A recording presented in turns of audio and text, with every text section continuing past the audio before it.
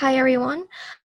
This is the compliance board that will be taking place over timesheets from now on. Once you get into the compliance board, there will be two sections. There's an email portion and there is also an employee ID. You do not have to input your email.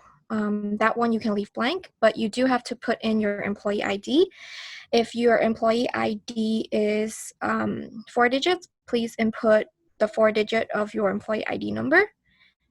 And this implies to all of normal HHA aides. If you are a PA, you must input 00 in front of your 4 digit number. So for this purpose, we will just put in the 4 digit. And then once you put in your employee ID, you can submit to click go.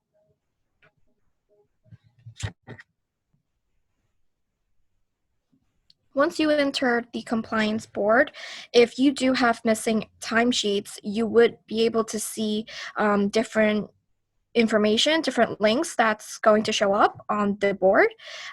You will only need to click the link, which is the access forms in the green portion.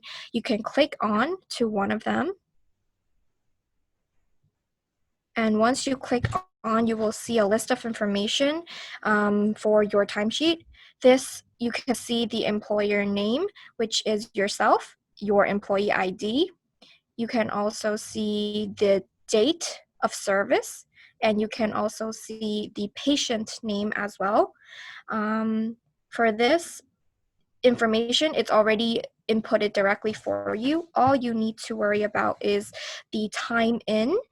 So you would need to change your time in information.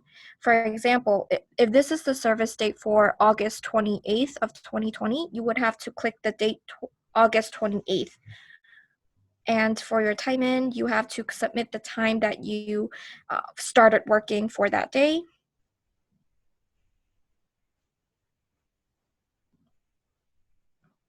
For this purpose, we will put in 9:30. And then the next portion would be timeout. You would have to also submit August 28th, and the timeout time will be 4 hours later. All right. Once you have completed that portion, we will go into personal care. Personal care section, normally whatever you put on your timesheet for the task that you have worked for the patient that day, you can just put in the number code. Here, if you click on the bar, the number codes will appear and you can just choose. Normally, our aides would choose 6 or 7. You can choose however many that you have worked for that patient that day. And you can just click in a few for this purpose.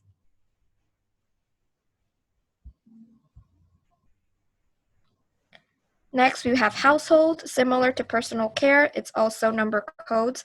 You can just input the things that you have completed for that household for the patient. Once you have submitted those, next we will be going down to the employee signature portion and the client signature. This is very important. You must have both your signature as well as the patient signature. Employee signature would be yours. You can write on that line.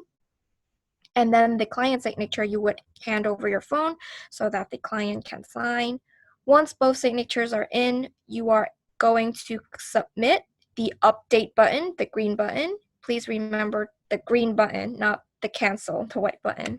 So after you update, this timesheet would be submitted and your timesheet would be complete. If you have any additional questions or if there are any other timesheets that are missing, you can put in your employee ID again into the system, and then you can refill all of your other missing timesheets in this compliance board so that you do not have to submit the paper format timesheets anymore.